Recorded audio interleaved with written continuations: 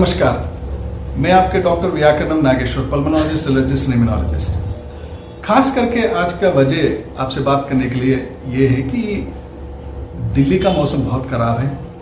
Air quality index 500 से बढ़ गया है, पोल्यूशन तो बहुत बढ़ गया है। ये सब बात इसलिए कर रहे हैं कि pollution is directly related with allergy. Allergy का मसला पोल्यूशन से नाता है, तो जैसा ही पोल्यूशन बढ़ेगा तो एलर्जी बढ़ेगा। ये हमारा सोच है, ये हमारा विचार है। This is what we see normally. लेकिन I had a couple of patients coming from Delhi where in which we literally, when we interact with them, they gave a wonderful point. Now we have here right now a very young dynamic patient who was suffering, is not suffering now, he is pretty comfortable now, with the kind of a suffering, the breathlessness, wheezing, all these symptoms. He went to Delhi, one of the best institute there near Noida. Father was pretty worried because भाई वहाँ पे जाने के बाद pollution जैसा ही बढ़ेगा तो बच्चे को तकलीफ होगा। बिल्कुल सच है, जो पिताजी का जो सोच है, विचार है, वो सच है। लेकिन all together when he came back on vacation to me in this Christmas 2025, is with me now right now. उनसे जान के मैं हैरान हो गया, क्योंकि यहाँ पे आने के बाद बच्चा बोल रहा है कि आई वॉज कंफर्टेबल, मैं दिल्ली में बहुत अच्छा था। हैदराबाद में उतरते ही 3 दिन हो गया, मेरे को गले में खिंचकी शुरू हो गया, छींके शुरू हो गए। पहले तो सांस लेने की तकलीफ था, दिल्ली में तो बहुत अच्छा था। But what was the thought? Pollution level ज़्यादा है, रेस्पिरेटरी डिजीजेस ज़्यादा है, पोल्यूशन से नाता जो एलर्जी का, इम्यूनोलॉजी का है, वो बहुत बढ़ के रहता है।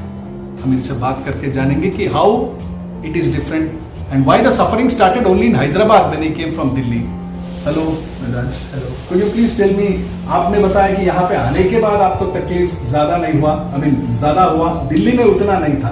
How is it possible? Because पूरा दुनिया अभी दिल्ली की तरफ देख रहे हैं, भाई पोल्यूशन ज़्यादा है तो सफरिंग एलर्जी का ज़्यादा रहेगा।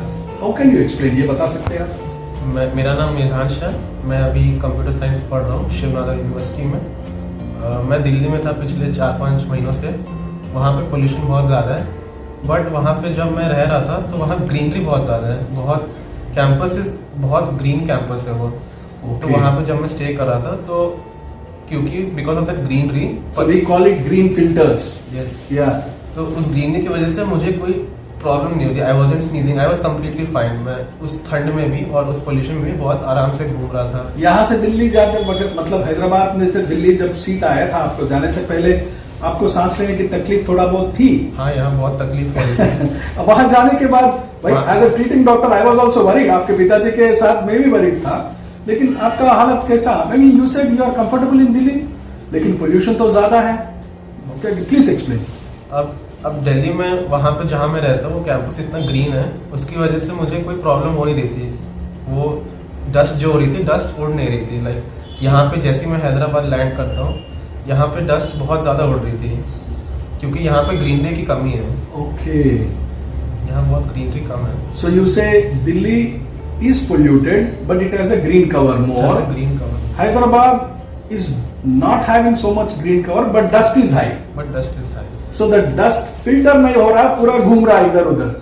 So that's the reason आप यहाँ पे आने के बाद, दिल्ली से हैदराबाद उतरते ही आपको symptoms शुरू हो गया। यहाँ उतरते कफिंग, स्नीजिंग। आपका क्लासरूम वगैरह, आप जब बाहर जा रहे थे तो तकलीफ नहीं था क्या आपको? नहीं, बिल्कुल नहीं। Even when you walked in the garden, you never felt anything? No. Garden in the sense in your campus you have lawns and other things. Even he's running there, Sir, daily 2 kilometers he's running in the campus. could you repeat that? आप In कैसा? Delhi he's running, running daily. Daily morning 6 o'clock. Walking जाते हैं, jogging जाते हैं? Jogging. He's doing jogging there, even then no problem. In morning 6 o'clock I go for jog around the campus. सुबह बहुत smog रहता है, पूरा कुछ कोहरा होता है, कुछ दिख नहीं रहा होता है, बट स्टिल कुछ प्रॉब्लम नहीं होती है वहाँ पे। So, in spite of the pollution news, in spite of the hike of the air quality index and PM 2.5 and everything, आप बताते हैं कि आप कंफर्टेबल थे वहाँ पे? I was more comfortable in Delhi rather than Hyderabad.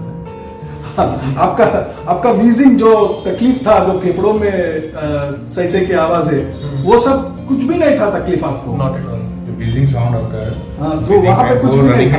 Not at all. बिल्कुल भी नहीं। Because since August 2025 he is there. So yes. Every second day I was calling him to understand whether his health is going down or up.